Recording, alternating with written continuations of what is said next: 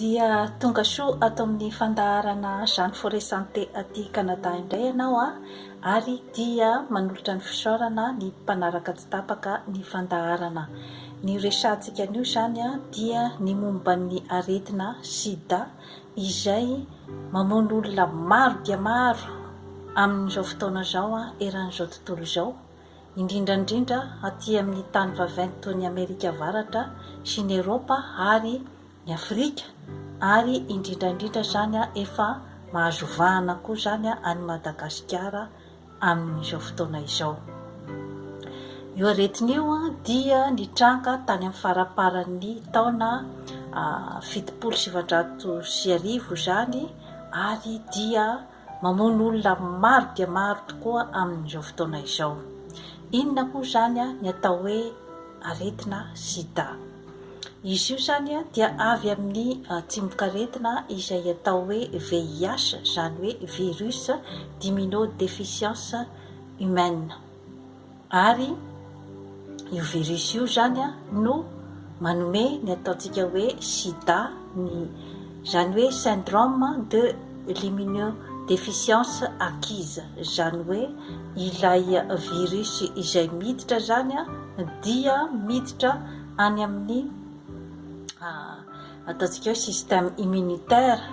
na ny hery fiarovana ao amin'ny tenan'ny olombelona, ary dia mamodipotika an'io hery fiarovana io zany no ataony, satria rehefa tonga ao izy dia miparitaka ary se multiplier, mitombo isa zany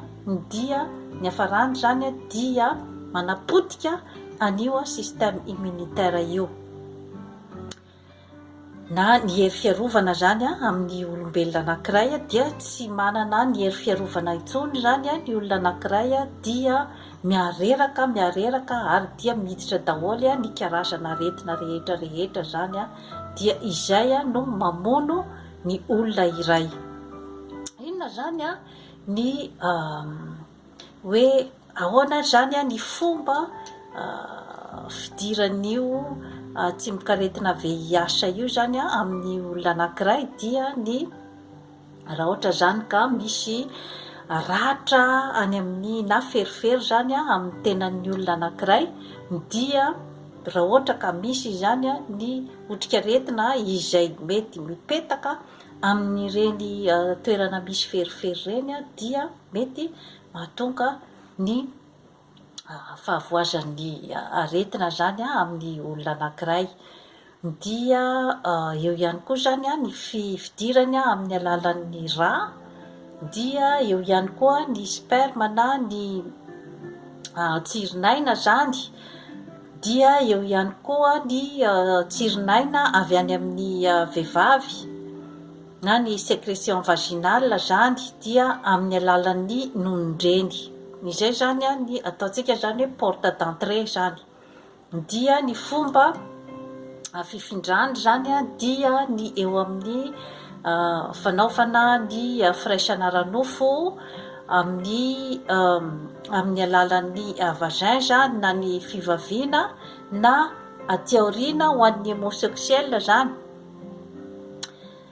Dia eo ihany koa zany ny firaisana ranofo amin'ny alalan'ny vava zany, na relation sexuelle par voie orale.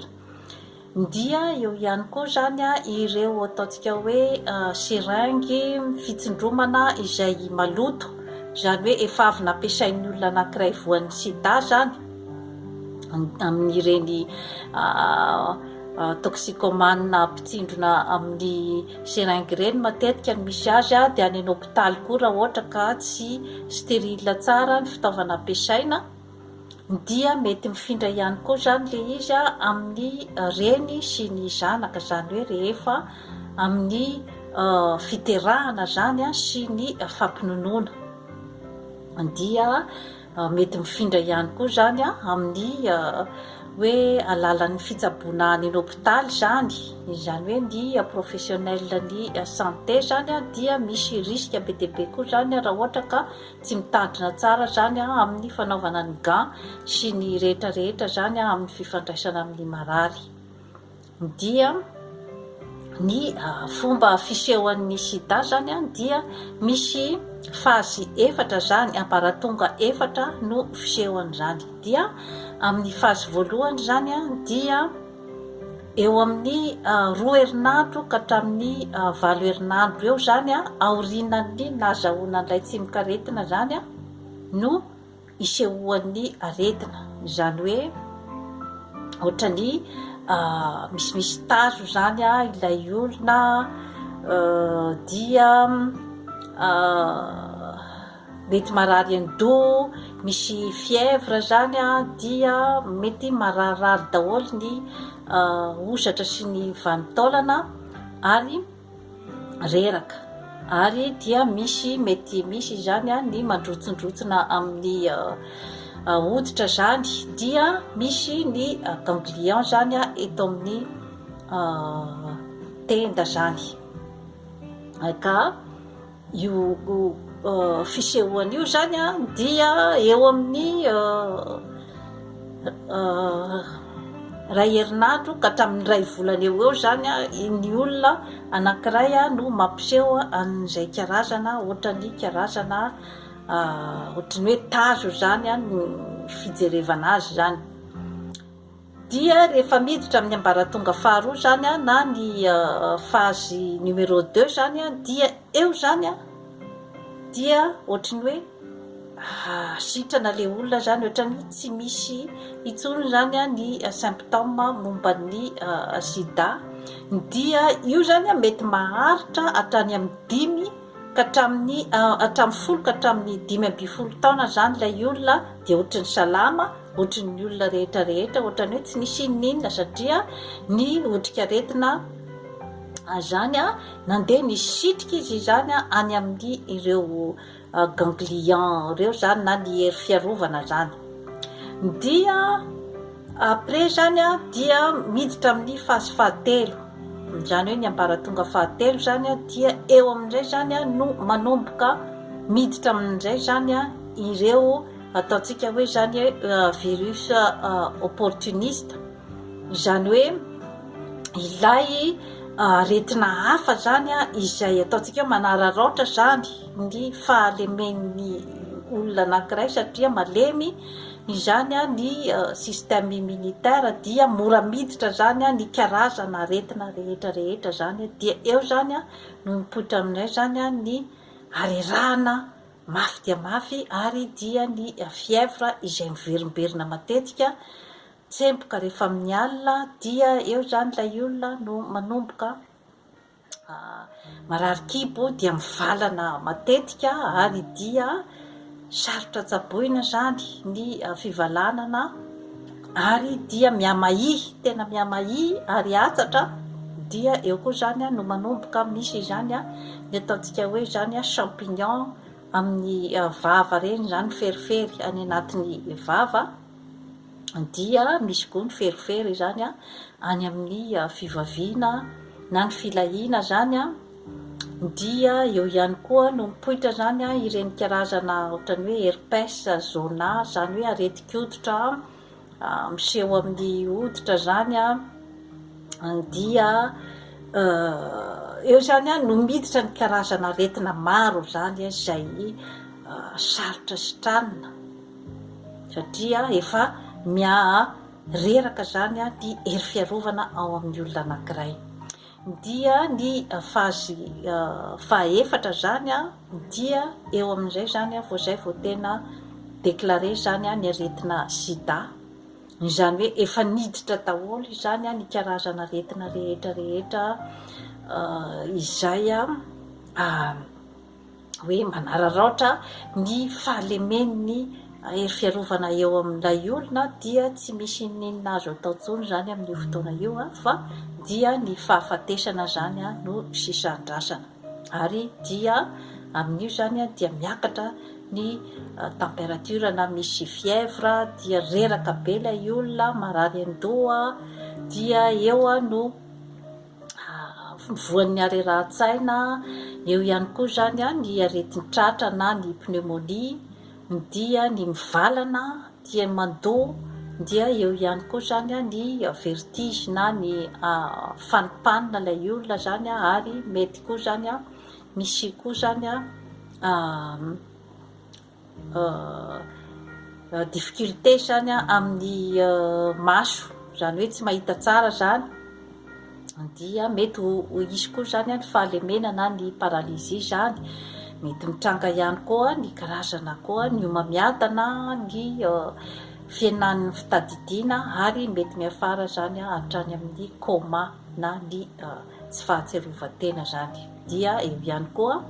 izay mampiavaka ihany koa ny sida zany a dia ny sarcome de Kaposi. Io zany a dia ilay ataontsika hoe zany homamiadana eo amin'ny hoditra, izay misy teboteboka eo amin'ny hoditra, matetika eo amin'ny tongotra, izay mafy dia mafy zany a ireo karazana bouton eo amin'ny hoditra ireo zany. Dia ahoana moa zany a ny fomba fitiliana ny sida, dia ny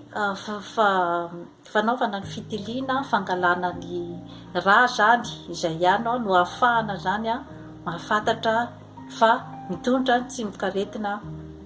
VIH zany a ny olona anankiray. Inona zany a ny fitandrovana tokony atao zany a amin'ny aretina sida? Io zany a dia tokony zany a ny ministeran'ny fahasalamana ao amin'ny tany anankiray zany a manao ny fanentanana ny olona rehetra zany a ao amin'ny tany iray zany a, manao mampahafantatra hoe inona ny atao hoe sida, ary mampahafantatra ny fomba fisehoany zany a, ny fomba fifindrany zany aretiny zany a, ary dia mandrisika ny olona zany hiaro tena amin'ny fampiasana ny kapoty na ny condom zany. Dia raha ohatra ka misy ny firaisana ara-nofo izay mampiahiahy zany a ivelan'ny tokantrano na ohatr'izany zany a, dia tokony hanao ny fitiliana haingana dia haingana zany a any amin'ny dokotera, ary dia aza matahotra ny manatona tobim-pahasalamana raha vao misy zavatra mampiahiahy, satria dia ao anatin'ny ataontsika confidentialité tanteraka zany a ny aretinao, ary dia entanina koa zany ny olona mba tsy eritreritra n'io aretina io zany hoe dia aretina mahamenatra, satria araky n'izay filazako teo zay ny fomba fifamindrana ny ilay aretina zany, tsy voatery ho amin'ny fijangajangana na ny hoe firaisana ara-nofo, fa mety koa amin'ny fifindrana amin'ny alalan'ny fakana rà sy ny etc zany, ka tsy tokony zany hoe anana koa zany ny mpiara-monina zany jugement amin'ny olona izay voan'ny sida, ary tsy tokony koa zany hanafaka ny olona izay voan'ny sida, satria zay koa zany no tena manahirana zany amin'ny fitsaboana an'io aretin'io, satria betsaka zany ny olona ohatrany hoe tsy te hanao ny dépistage, ary raha ohatra koa izy fantany fa efa voan'ny sida, dia ohatrany tsy te hanao ny fanaraha-maso izy zany satria mila arahana maso akaiky dia akaiky zany ny olona izay efa mitondra ny tsimok'aretina VIH.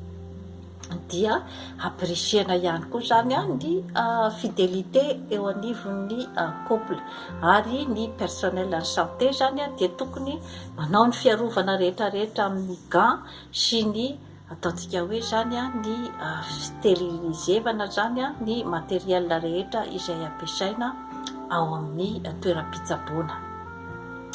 Momba ny fitsaboana zany dia mbola tsy misy aloha zany hatramin'izao aloha zany ny traitement ny sida, fa ny azo atao zany dia ny manalava zany ny fiainan'ny olona anankiray zany mba ho lava velona izy zany rehefa hoe taoriana ny nazahoana ny tsimok'aretina VIH zany dia ny fanaovana ny hoe renforcement ny immunité zany hoe ny fanatanjahana ny hery fiarovana zany ao amin'ny olona anankiray. Ary dia rehefa fantatra fa mitondra ny tsimok'aretina VIH zany ny olona anankiray dia tokony tsy manalavitra mihitsy zany ny toeram-pitsaboana sy ny mpikarakara an'ireny aretina sida reny, satria mila fanaraha-maso akaiky zany ny hoe fandraisan'ny fanafody, ary ny fandraisan'ny fanafody araky ny tokony ho izy isan'andro mandra-pahafatiny mihitsy zany no tokony andraisana ny fanafody. Ary dia misakafo ara-pahasalamana, ary dia manao ny fanatanjahantena, dia manala ihany koa zany ny ataontsika hoe stress izay mety ateraky ny ataontsika hoe ny fihinanana ny fanafody, satria misy effet secondaire koa zany ny fihinanana an'io fanafody io. Ka amin'izay fotoana izay zany dia tsy tokony zany ny olona hoe ho kivy andray fanafody, fa tokony araky ny teniko hoe mandray ny sakafo ara-pahasalamana, ary dia mandeha manatona an'ireny psychologue reny na ny matetitetika manatona matetitetika ny toeram-pitsaboana sy ny organisme izay mikarakara, satria ao ihany koa zany no misy ny torohevitra rehetra izay azo omena ny olona, satria efa eritreretina ohatra ny maladie chronique zany ny